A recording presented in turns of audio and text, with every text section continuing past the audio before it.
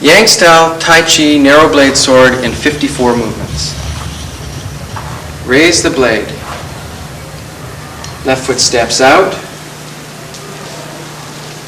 Align the head over the chest, over the stomach. Tongue on roof of mouth, shoulders lowered, stomach slightly in. Weight on right foot, left foot draws in.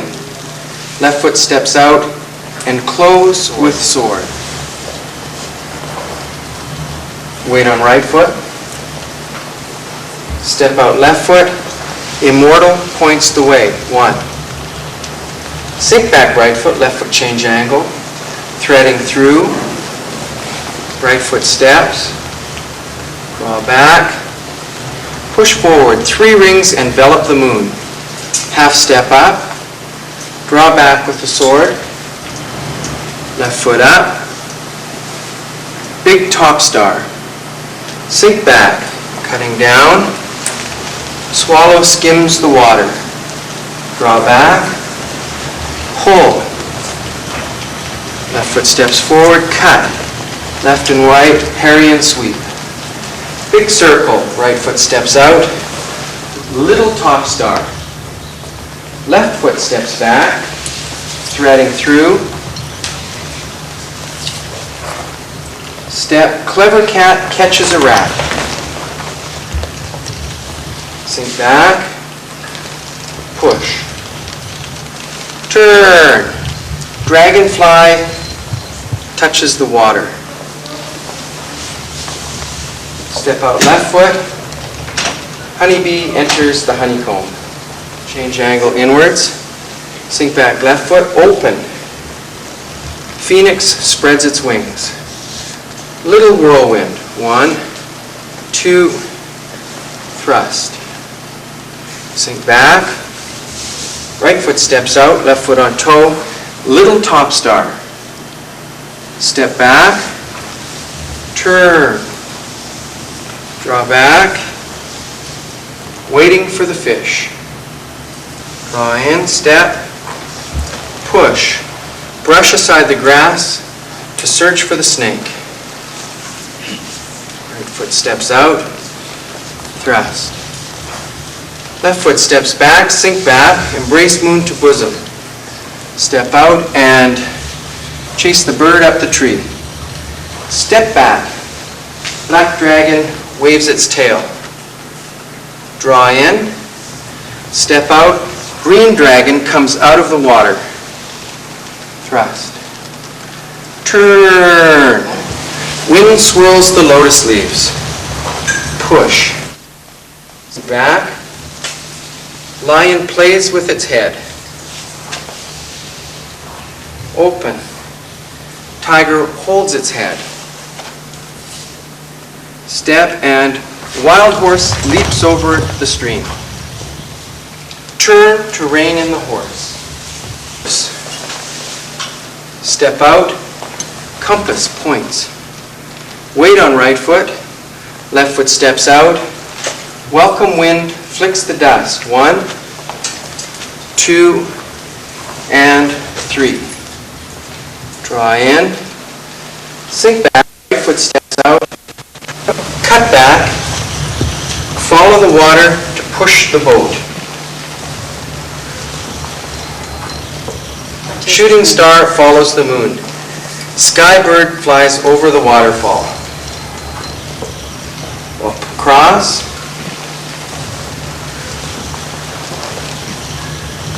Step left and right, wheeling sword. Left foot steps out. Swallow mouths the earth. Step back. Turn. Great Pong spreads one wing. Draw back. Turn.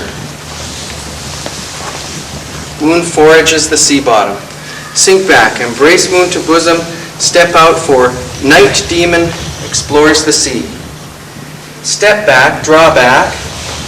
Rhinoceros watches the moon. Step out. Shoot the geese.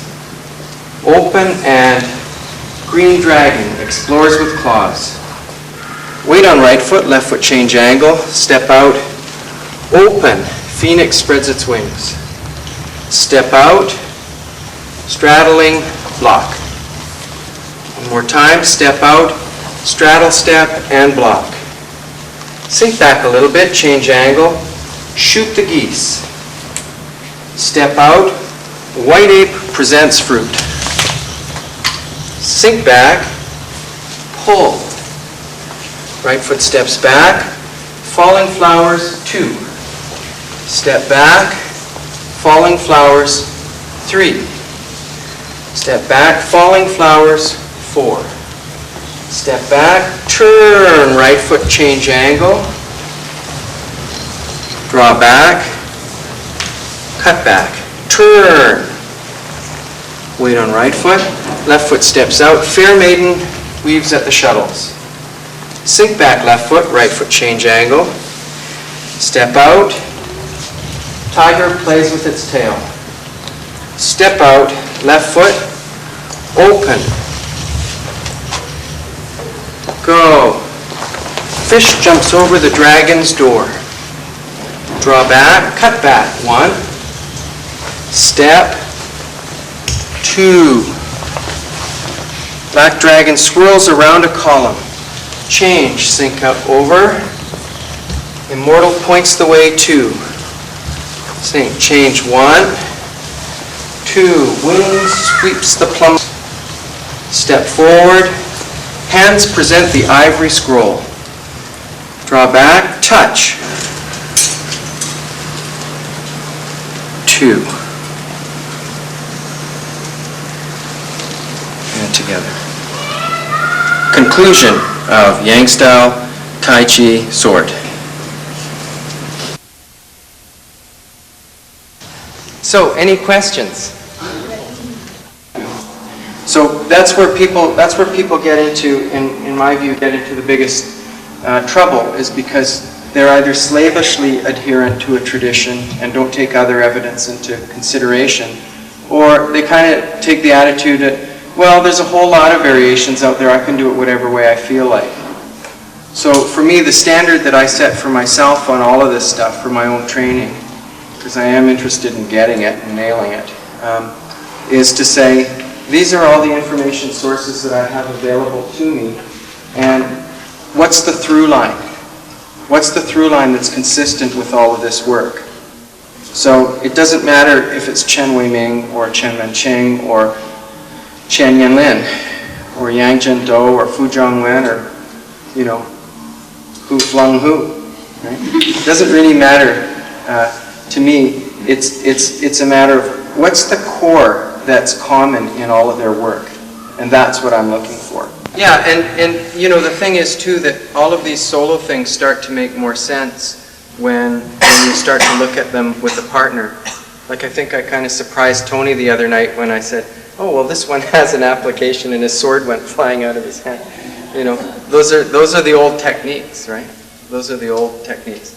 And so you can look at sword drills and techniques till the cows come home, but until you start to understand that sense of blade and that sense of danger with another partner, they really don't mean anything. They're just other things that we're supposed to do for some reason because the instructor told us, right? But when there's meaning to it, when the blade is coming here, you don't want to wind up like Van Gogh, so you've got to position yourself correctly. Oh yeah, so waiting for the fish is, it has a resemblance to this. The technical difference in the blade is that with this hanging movement, you're leading with the tip the whole time. Much like in this one, you were cutting with the blade the whole time. This one, you're leading with the tip. It's constantly leading with the tip. Now, waiting for the fish is a little different. Say if Kevin helps me, he just points his sword to my chest. Here, the idea for this is to catch it and turn it over with the idea of cutting here. So this is to catch and cut that. So it's more the flat of the blade turning over onto the edge of the blade rather than the idea of leading with the tip. in this little improv was trying to keep roughly the shape, or very strongly into the shape of the choreography. So adding little bits here and there, but trying to let them develop organically out of the choreography. But there's no reason why, when you get into this couldn't turn into a kick into your moves.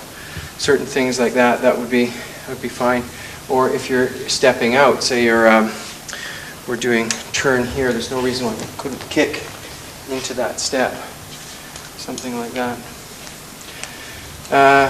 But yeah, this form doesn't really have any kicks, any overt kicks. There's a tiny little bit in the saber, none really in the sword. And I think it's really the emphasis is on the sliding, sticking aspects of the sword, and that's what we want to cultivate. Like if Tony helps me for a sec here, if he's pushing his blade towards me, I don't just want to bounce it away. As it's coming towards me, I want to pick it up. You hear that sliding sound, right? So what that does is it allows me to start deviating his blade from fairly far out. Now, I have the heavy part of my blade sealing his blade here. So from here now, I've got lots of options. I could do a catch or cut through or use the body. So if he's thrusting here, I'm going to pick up with that kind of sliding. So it's pretty hard to be working at that level when you're thinking with lots of kicks, right? So most of this form is really just how to get the sense of the blade, right? So all of the things are, basically staying in this play. Ironically, the idea of Tai Chi is to be efficient in terms of speed. All of this training is essentially to develop speed, right? And the idea is that the fastest speed that you can go is to be there correctly already. So we need to slow down, learn the structure of our body, rather than be reaching out and out of the structure of our body. When we're reaching out of the structure of our body to do anything, to change, we have to undo that and move from there. So we have to back it all up to get inside the structure of our shape and our frame. What that allows us to do is be at the starting point at all times. So now my movement is completely efficient. I don't have to back off the last movement.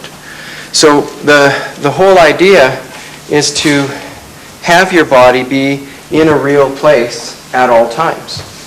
Now, when you introduce the idea of visualizing, as compared to what I recommend which is more procedural, follow procedures, when you start to visualize, your mind is somehow out there. It's operating in some kind of imaginary place, which isn't where your body is.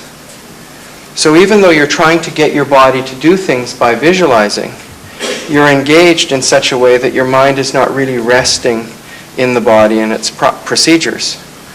So in order to do anything, you have to undo the visualization process simply to be aware of where you're at. In other words, if I'm visualizing sending roots into the ground because I want to study to be more rooted, then I'm not at that moment feeling my feet and legs and their connection with the ground. What I'm doing is I'm occupying that capacity that I could have for feeling with an activity, visualizing.